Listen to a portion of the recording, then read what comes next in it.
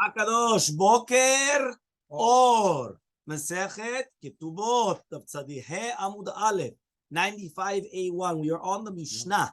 The Mishnah says Nisha Yanasu Lishte Nashim. Baruch Hashem, he's not anymore. We went up to a 4. Now we're going back to something which is a little bit more normal, which is 2. So a person comes and he gets married to, right, 2 women.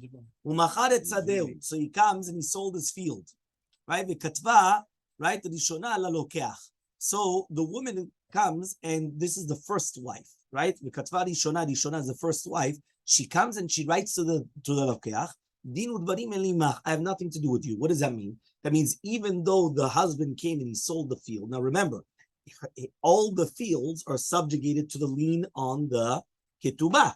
So the first wife comes and she writes down, I have nothing to do with you. What does that mean? She can never come collect from this guy. Still the second wife to take it away from the lokeach.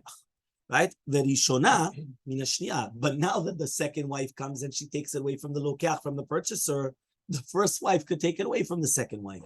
Right? The rishona min hashniya. So it's a beautiful idea. You understand what happened? Right? Something beautiful. Right? One more time. The first wife, she writes, I have nothing to do with you. So now the guy's all happy. All of a sudden, the second wife comes and collects it from him. Is she allowed to? For sure. She didn't write that. So this field is subjugated to, is liened to her ketubah. So she takes away from the lokeach. But then what happens? The first wife comes and says, one second. But my ketubah comes before your ketubah. So now I can take it away from you. Right? So it's mamash. It's like this, right? Going around, and you're able to do it. Okay? The rishona min hashniya. Okay? The rishona min hashniya. But then the lokeach takes it back from the rishona. Yeah? And it continues going like that. You understand? It goes in a circle. Right? It goes in a circle. Right? The lokeach takes it from the first wife. Right? Until they make a pshara. Pshara is a compromise. Okay? The same halacha would apply to Baal Chov. They're also a woman, right? That she is a Baalat Chov of her husband. Says the Gemara. Yeah. Says the Gemara, what do I care now that the first wife came and she wrote, right, that I have nothing to do with the properties? He says, we learned in the Braita. If somebody comes and tells his friend, I have nothing to do with this field, or I have nothing to do with this esek, or my hands are removed from it. He didn't say anything. What does that mean? He still becomes it means he doesn't, it's not a lashon of hakna. Hakna means that I'm doing a form of acquisition, kinyan. By me coming and saying I have nothing to do with this field, I'm not making a kinyan to anybody. So what's going on exactly? So what does that mean that she's saying, what do I care? So says the Gemara, and what are we dealing with? Right? That she acquired it from her hand. So says the Gemara, so fine, if she acquired it from her hand, so then what's it going to be? So Tema, we should say, nachat ruach hasiti lebali. Right? She should say that it's a nachat ruach that I did to my husband. So says the Gemara, Milo Tanan, didn't we learn in the Mishnah, lakach mina ish, v'chazav lakach mina isha, that if a person took from the man, and then he came and took it from the woman, mikcho batel, right? The mekach is going to be batel. Alma, so you see from here, she shetomar, that she could say, nachat ruach hasiti lebali, that I did it for my husband. What does that mean? Meaning, basically, she could say that really, the only reason why I did it was in order to do nachat ruach to my husband, right? But be'emet, I didn't want to do it. I know that my husband wanted to sell the property. I know that he needed to sell it. So I come and but be'emet, you think that be'emet I wanted to actually come and be mochelet? For sure not, right? And that's what we're saying here. Lakach min ha'ish v'chazav lakach min ha'isha mikcho batel. It's still batel. Why? Because she could always just say that I was doing nachat ruach lebali. Right? What does that mean? That it's not be'emet that I'm mochelet. I'm doing it just that way I can keep my husband happy. You understand? But really, be'emet, you ask her, are you really mochelet? For sure not. Why would she be mochelet on her ketubah? It doesn't make sense. So answers the Gemara, Rabbi Zera, Rabbi Chasta, says Rabbi Zera, name Chasta. Lakash, it's not a question. Rabbi Meir, Rabbi Yudah. It all depends if it's a shita of Rabbi Meir or Rabbi Yudah. The Tanyas, we learned to the Braita, Katav Rishon Velo Chatmalo. What happens if the husband wrote the first shtar to the first person? Velo Chatmalo, the wife did not sign it. Velesheni v'chatmalo. Then he took the shtar, right, on another field, and he wrote it to another guy, and then she did sign it. Ibdak tubata. So now she loses her ketubah. Why? Because now she cannot collect from the lekuchot. These are the shita of Rabbi Meir. Rabbi Yehuda says, no, that I did nachat ruach to my husband. 1, 2, 3. So atem, right, malachem alai, what do you want from me? So it comes out that according to Shtat Rabbi Meir, she cannot say these words that I'm doing nachat ruach lebali, and therefore it's a good sale, right? But according to Rabbi Yehuda, she could say that. So says Gemara, "Rabbi satim nahacha Rabbi Meir, lahatam Rabbi Yehuda." I don't understand. Rabbi is going to be sotem like Rabbi Meir in our Mishnah, which means that she cannot say that I'm doing nachat ruach for my husband, and over there in the Mishnah Gitin is going like Rabbi Yehuda, that she could say that. What's going on then? So Rav Papa says, "Bigrusha v'divrei kol." He says, no. Here we're talking about a grusha. She's already divorced, and she was maskima to the sale. If she's divorced and she's maskima to the sale, she cannot have a tana, I'm doing nachat ruach for my husband. She's divorced. What are you talking about? Right? She can't say that. So therefore, that's why it helps. Ravashi comes and he says, no. Kula Rabbi Meir. Really, we made the entire Mishnah as Rabbi Meir. When does Rabbi Meir say it over there? When she cannot say such a thing? To two different people that purchase the fields. Because they could tell her, if you were doing it, why didn't you do the first one? Meaning to the first lokeach, you didn't write down these words. You didn't sign. Why didn't you sign? If your entire ta'ana is that I'm doing nachat ruach for my husband, so therefore why didn't you sign on the first one? You only signed on the second one. What's going on? So therefore, the fact that it's not like that, so therefore you can't say that. But if it's only going to be one purchaser, so he says, even Rabbi Meir is going to be modeh, that she's not maskima, and she's only doing it for doing nachat ruach. And then our Mishnah is talking about that you wrote it to somebody else, and therefore she wrote dinu dvarim and limach, and not to the first person, because the first person there was one guy over there. So Tanan Hatam, we also learned over there in the Mishnah Gitin. You never pay from a property that has a lien if you have a property that does not have a lien. Even though the properties are ziburit, which means that it makes sense. If a person has a property that has no lien, collect from there. What are you going to start collecting from a property that has a lien? So they come and ask the following question: what happens now if the ishtaduf is like it had a shida foam? It got all watered down. It flooded out. So therefore, what happens now? Can you start collecting now from the chasim mishubadim? Because it was all flooded. So Tashema, we're going to try to bring a proof. If she wrote to the first one and she didn't sign it, and then to the second one and she signed it, she lost everything. These words that mean. He said, now if you're going to tell me that if it got flooded over, she could collect from the ones which had a lien on it. She only also could from the second one. But she could still get it from the first one.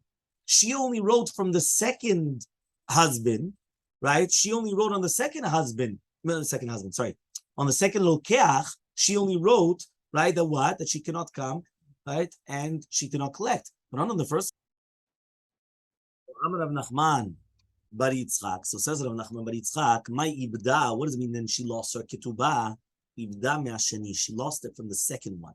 So Amar Rabbi comes and he says, there's actually two different ta'anot against this. Number one, the ibda legam lemash. When it says ibda, the word ibda means she lost out. She lost out completely. That's what's mashma. The old Tanya, we also learned in the Braita, right? Lava mina echad ulmachar nechasav lishnayim. Right? What does that mean? Imagine right now you borrow money from one person, and then afterwards comes the loven. He sold his property to two different people. The katava balachov lelokeach sheni. And the balachov wrote to the second lokeach, dinu dvarim elimcha. I have nothing to do with you. Okay. So he says en lo ala lokeach rishon klum. Right? He says you don't have nothing. Right on the first one. Because you could say, right? Because I left you place in order to collect. So says the Gemara, Hatam over there, over there, he's the one that's making him lose with his own hands. Meaning like this: if you come and you write to a person, I have nothing to do with the field. So you're the one that's losing out because you already know that you're going to have to collect Kaddish. So Elmaleh Rav Yirmiyah Ravashi says Rav Yirmiyah Ravashi Tzaddik Bet 95b. There's stories every single day. Right? There was somebody that he was mashken, right, for 10 years. And there was an elderly, right? There was an older keren, right, for 5 years. Okay, and basically it started drying out. So imagine you had a vineyard and it starts drying up. They came in front of the Rabbanan. and he wrote down a shtar gviyah, then he's basically he's allowed to collect it. So you see from here that it's pashut, right? That's how the Nim are actually going to do that. When the lekuchot come and they leave a place to leave over, and then it was mitkalkel, so you could get from somebody else, right? That means basically he left over the orchard. They were going to come and collect from the orchard. What happened afterwards? Orchard got ruined. They could collect from something else. Yeah. So says the Gemara, Hatam Nami over there also, right? What's going on? Hatam Nami ihu hu dafsid nafshayu. He's also making himself lose. Why? He says, the kish, since he already knows that it's getting older, he shouldn't have actually went and sold it. Right? Why? Because if he already knows that it's getting older, that's it. They're going to come and collect. What is halacha? If it actually gets flooded, they could come and they could collect from the ones that have a lien on it. So Amar Abaye comes and he says, imagine a person comes and he tells to a woman that my properties go to you, and after her death, it goes to somebody else. And he said, and then she went and she got married. Right? So now it comes out that the husband is considered like a lokeach, and then the other guy gets nothing. That means basically the second that she got married, it's like the husband purchased it. So since the husband purchased it, now when she dies, it goes to the husband. It does not go to the other person that the first guy went and he said it to. Keman says the Gemara, right? Well, why? This is obviously going like the Tana that says, the Tana, what happens if the first one came and he sold it? So the second one could take it out. These are the words of Rabbi. Rashbag says, no. He's only whatever's left over. Meaning, what happens right now if the first one came and he went and he got rid of it, whatever it is, it went down in value, it got lost, or whatever it was, there's nothing left. So if there's nothing left, when the first guy came and he said, I'm giving it to you, and after you, it's going to Mr. So-and-so, Rashbag comes and he says, you're only getting what's left over. If there's nothing left over, she got married, Kaddish. So says the Gemara, does Abaye actually say that? Abaye says, Ezu Rasha Arum. Who's a Rasha Arum? Right? Who's a Rasha? Yeah, Arum usually means without clothing, right? But it's here it means, right? Obviously, we're talking about that. So he's going with all these trickeries, right? So he comes and he says like this. He says, right? He comes and he says, who is this? If you come and you gave the idea to sell it like Rashbag, that is called a Rasharum. What does that mean? You know, so what happened? A guy comes and he says, okay, fine. He's taking advantage. He comes and he says, listen, right? He's going to come, he's going to give it a present to David. And after David, it goes to Ronen. So somebody comes to David and he says, Chacham, why aren't you die in your story? Huh? Am I going to die in your story? No. No. Right? There's no death. I thought the person No, was you're was proof. getting it.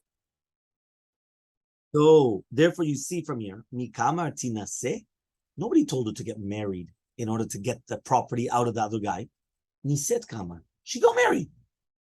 Right? Meaning it wasn't that she got married b'chavana in order to take the properties away from the other guy. She got married because she wanted to get married. And then it happened to be that she died. So there's no problem.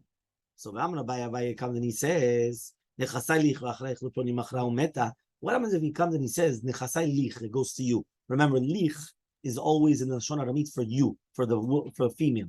Right? That's what we say, Baruch Boreich, Baruch Konich, Baruch. It's always in female. Yeah, it's female. He comes and he says like this. He says, right, that the person comes and he says like this. Abaye comes and he says, Nechasai lich v'acharayich liploni. So my nechasim go to you, female, and then to this woman, and then afterwards it's going to go to a certain person. Machra, and then she sold it. Umeta, and then she died. The husband could take it from the but then the other people take it from the husband. And then the lokeach takes from the other, and then it goes to the lokeach. So what's the difference between the once again, in our Mishnah, we said it goes like around in a circle. Here we didn't say it goes in a circle. Here it says it goes back to the lokeach. What's going on? So it says over there, because I've said that anybody that's not going to be zocheh lekaka is going to lose. Here, the lokeach is the only one that's losing because it was just like a present. So since it was like a present, he comes over here, he says the bedin are not coming and they're not zekukim to take it out of his hand. But since it was like a present, so the lokeach is the only one that's losing out. Since it's the lokeach, the only one that's losing out, we don't take it away from the lokeach. Azar Rav from Nishmat Kamed Ravashi. So from when did he said this in front of Ravashi? Miyamar Abaye. Does Abaye actually say that? Abaye, right? He says V'amar Abaye comes and he says Nechas Alech V'Achret V'Ponim V'Amdav. And he said she got married. The Baal is considered a lokeach. And so basically the husband is a lokeach, and therefore nothing happens afterwards. So Amalei comes and he says no hatam damarla keshi pnuya hacha damarla keshi nisua. It all depends when did he tell it to her. Did he tell it to her when she was a pnuya? Or did he tell it to her when she was a nisu'ah? Maika la. So what was the kavanah? If she's married, and then the guy comes and he says it's going to you, and then to Mr. So-and-so, so what happened? Again, if she's married, that means he doesn't want the husband to take it. So the fact that he doesn't want the husband to take it, that's why he goes to somebody else. Okay, v'chem balchov also sim lacha applied to balchov. Tana v'chem balchov u'shnei lekuchot sim lacha applied to balchov and shnei lekuchot. V'chem isha balat chov also to a woman that she's a balat chov u'shnei lekuchot and shnei lekuchot. Hadran lach mishaya nasui. We're just going to do the Mishnah. The Mishnah just says on the new chapter, chapter 11. The new chapter 11 says, "You're right. It says obviously like this. An almanah, she gets the parnasa from the yetomim, from the properties of the yetomim. Okay. Now it says but they get her wages, meaning okay, they have to support her, but if she works, it goes to her. Now still, if she dies, they're not obligated to bury her. Whoever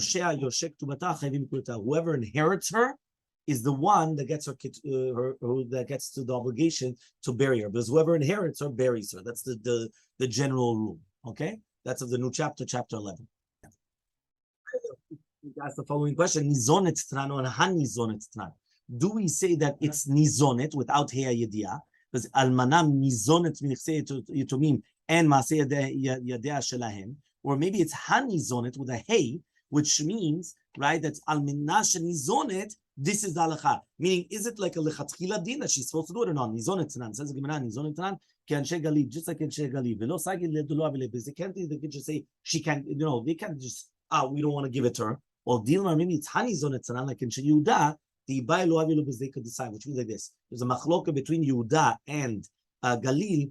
Do they have the option of saying we don't want to give her nothing, or no? They're forced to come and to give it to her.